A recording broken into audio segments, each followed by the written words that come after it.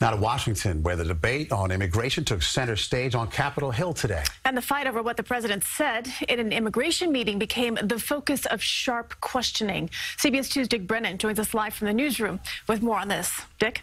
Well, Christine Maurice, the Homeland Security Secretary, was in that meeting and said many people, including the president, used what she called tough language, but she did not give specifics.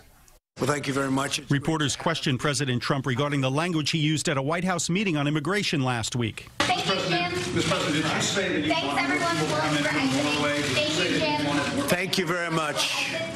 Thank you very much. I want them to come in from everywhere, everywhere. Illinois Senator Dick Durbin says Mr. Trump referred to countries that some immigrants come from as blank holes. This has turned into a show. On Capitol Hill, the director of Homeland Security was grilled by the Senate Judiciary Committee about what she heard. How did he characterize those countries in Africa?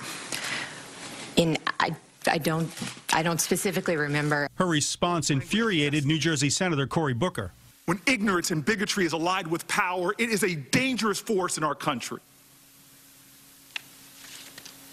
Your silence and your amnesia is complicity. The controversy stalled negotiations to reach an immigration agreement, which lawmakers were hoping to accomplish before tackling the budget.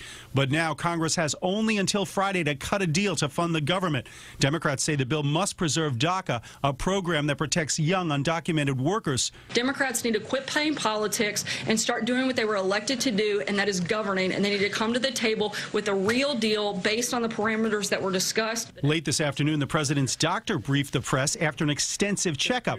He says Mr. Trump is in good health, although he has high cholesterol and needs to diet and exercise more. Can you explain to me how a guy who eats McDonald's and fried chicken and all those Diet Cokes and who never exercises is in as good a shape as you say he's in? It's called genetics. I don't know. It's some people have, just great genes. I told the president that if he had a healthier diet over the last 20 years, he might live to be 200 years old. I don't know.